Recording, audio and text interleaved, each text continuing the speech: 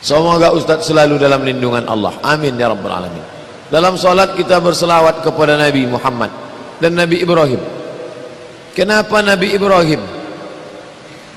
Kenapa Nabi Ibrahim?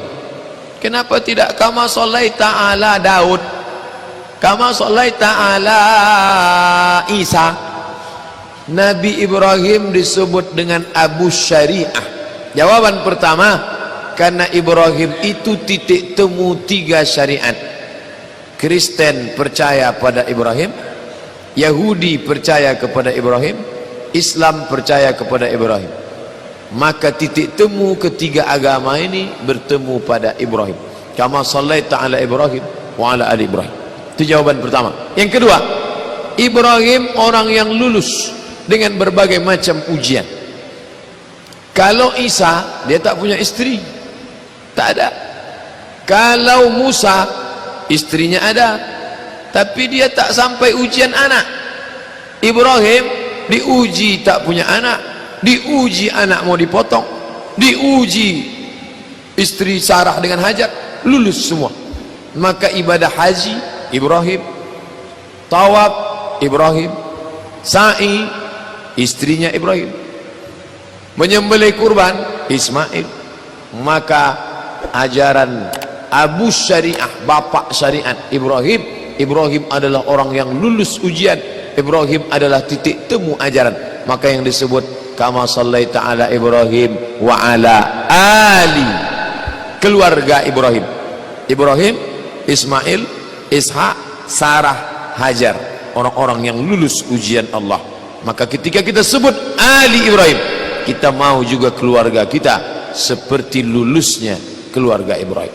Tapi jangan karena saya sebut Ibrahim lalu bapak pulang dari sini sudah ada Hajar, mari kita cari Sarah. Bukan itu maksudnya. Maksudnya bagaimana lulusnya mereka menghadapi goncangan hidup, itulah yang diambil. Faktu, ambil iktibar, pelajaran. Bagaimana cara mengetahui kalau solat kita itu khusyuk? Bagaimana cara agar kita khusyuk? Cara khusyuk 5 langkah. Yang pertama, diawali dari menyambut azan. Allahu Akbar, Allahu Akbar, Allahu Akbar. Asyhadu anna Muhammadar Rasulullah. Allahumma salli ala Sayyidina Muhammad. Asyhadu anna Muhammadar Rasulullah. Hayya 'alal falah. La haula wala quwwata illa billahil aliyyil azim. Setelah itu ditutup dengan doa, Allahumma rabb hazihi da'wati tammah wa salatil qa'imah. Hati sudah mulai hadir. Kata Imam Al-Ghazali, anggaplah panggilan itu seperti panggilan di padang mahsyar. Hati yang tadi keluyuran ke mall SKA, singgah sebentar ke Pecel Lele, mampir ke Sungai Siak, balikkan. Dah duduk dia di tempatnya, udah standby. Batal wudhu. Saat berwudhu pun begitu. Saat membasuh tangan, keluar dosa-dosa tangan. Saat masuk ke mulut, keluar dosa-dosa mulut. Saat membasuh wajah, keluar dosa dari kelopak biji mata. Saat membasuh tangan, keluar dosa sampai dari siku. Saat mengusap kepala sampai telinga, keluar dosa sampai dari lubang-lubang telinga. Saat membasuh kaki, keluar dosa dari celah-celah kuku kaki.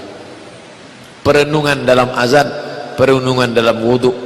Yang ketiga, dari tempat wudhu ke tempat solat, hati tetap dijaga. Tak boleh, tak boleh. Kenapa? Dapat melalaikan hati. Kalau mau, astagfirullah, astagfirullah, astagfirullah. Adapun saya sambil bertisban, Pak, astagfirullah, astagfirullah. Oh, tak ada, tapi kan itu bid'ah tuh.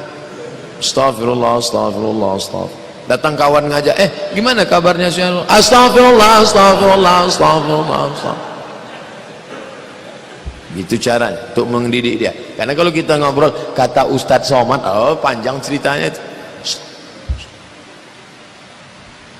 Dah 3. Yang keempat, connect antara mulut dengan hati. Mulut dengan hati.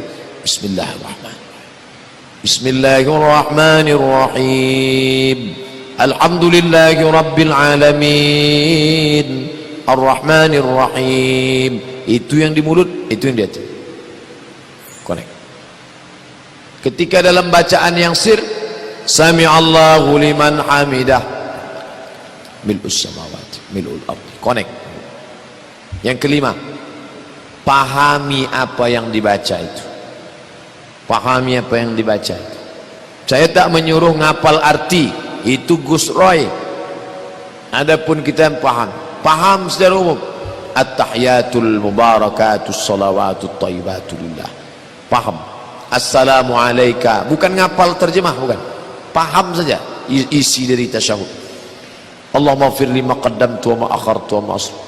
Allahumma inni a'udzubika min adzabi jahannam wa min adzabil qabri wa min fitnatil mahya wal mamat wa min syarri fitnatil masiihid dajjal. Assalamualaikum warahmatullahi. Ketika hati agak lalai, naik balik. Tanah yang licin, jalan. Agak lalai, naik lagi. Agak lalai, naik lagi. Agak lalai, naik. Jangan sempat dia jatuh, sempat pula lari-lari, masuk pula kolam nangkap ikan pula dulu. Begitulah tentang solat khusyuk itu. Dari YouTube Fodamara, saya Iqbal dari Aceh. Apakah sah solat kita makmum jika tidak membaca Al-Fatihah? Karena saya pernah dengar pendapat bahwa solat makmum ditanggung oleh imam. Saudara kita Iqbal dari Aceh, maka membaca Fatihah bagi makmum hukumnya 3. Menurut mazhab Hanafi, makmum tak perlu baca. Dalilnya al-imamu junnah, imam penanggung jawab. Faqiraatul imam qiraatul makmum, bacaan imam sudah jadi bacaan makmum. Ini yang didengar saudara Iqbal dari Aceh. Dia baru dengar satu, yang dua belum dia dengar. Nah, ini dengar yang kedua. Yang kedua, menurut mazhab Syafi'i, makmum mesti baca.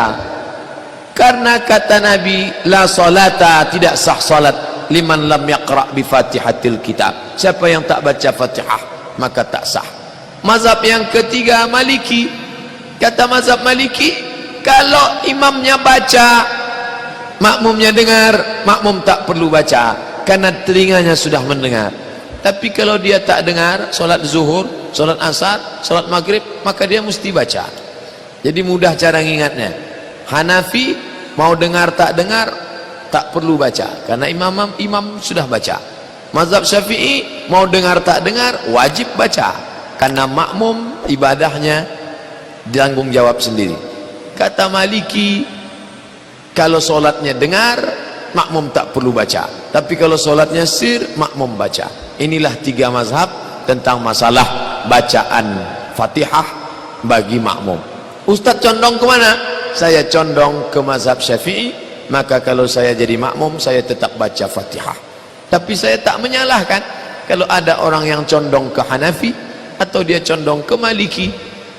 Asal jangan condong ke tak solat. Dari YouTube Fodamara, Ustadz Abdul Somad yang tausiahnya banyak saya dengar dan saya tonton lewat YouTube. Alhamdulillah. Begini Ustadz, saya ini sangat khawatir mendengar ceramah Ustadz yang membahas tentang orang yang tidak diperdulikan Allah di yaumil akhir nanti. Salah satu orang yang telah menikah tapi masih berzina. Pertanyaannya, apa yang dia harus dilakukan supaya dosa diampuni Allah? Terima kasih Ustaz atas pencerahannya, biar hati ini tak gusar.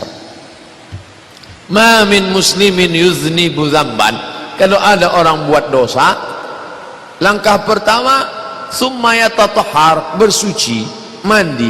Kalau tak bisa mandi, saudara kita yang sakit terbaring, wudu. Kalau tak bisa wudu, tayammum. Summa yusalli raka'ataini, salat sunat 2 rakaat. Saya niat salat sunat taubat 2 rakaat. Summa yusalli raka'ataini, salat sunat taubat. Summa yastaghfirullah, banyak baca istighfar. Astaghfirullahalazim. Sedekah, sedaqatus sirri tudfi'u ghadab rabbi. Bersedekah memadamkan murka Allah. As-sadaqatu tudfi'u, sedekah dapat memadamkan api, kama yutfi'ul ma' an-nar, sebagaimana air memadamkan api. Pertama, bersuci. Kedua, salat sunat taubat. Ketiga, banyak istighfar. yang keempat bersedekah. Itulah kata hadis Nabi. Buatlah itu, nanti Allah akan turunkan ketenangan. Dari YouTube Fodamara, saya dari Aceh. Apakah kita kafir kalau meyakini ayat kursi yang maknanya kursi diartikan dengan tapak kaki Allah? Karena saya pernah baca Quran terjemah yang bunyi tafsirannya, makna kursi yang sahih adalah tempat letak kakinya Allah. Tak boleh menyamakan Allah dengan makhluk. Allah duduk di atas kursi seperti aku duduk di atas kursi ini. Kafir. Laisa kamitslihi syai'un. Allah tak sama dengan makhluknya. Dalam ayat yang lain, walam yakul lahu kufuwan ahad. Allah tak setara dengan makhluk. Maka yang dimaksud dengan al-kursi di situ, kata Imam An-Nawawi, ayat kursi itu mengandung 7. Yang pertama al-uluhiyah, ketuhanan. Yang kedua al-wahdaniyah, keesaan. Yang ketiga al-hayah, kehidupan. Allah maha hidup. Yang kelima, yang keempat adalah al-ilmu, ilmu Allah. Yang keenam adalah al-mulku, kuasa Allah. Yang keenam al-qudratu, kudrat, kehendak. Al-mulku, kerajaan Allah. Yang keenam al-qudratu, kuasa Allah. Yang ketujuh al-iradatu, keinginan Allah. Kuasa, keinginan. Maka Imam Nawawi mengartikan kursi dengan kerajaan, kekuasaan. Begitu pendapat Imam An-Nawawi dalam kitab Al-Minhaj Syarah Sahih Muslim Ibn Al-Hajjaj. Wallahu a'lam bishawab. Itulah kaji kita malam ini. Terima kasih atas segala perhatian. Mohon maaf atas segala kesilapan. Subhanakallahumma wa bihamdika asyhadu an la ilaha illa anta astaghfiruka wa atubu ilaik. Wa sallallahu ala sayyidina Muhammad wa ala alihi wa sahbihi wasallam. Walhamdulillahi rabbil alamin. Wassalamualaikum warahmatullahi wabarakatuh.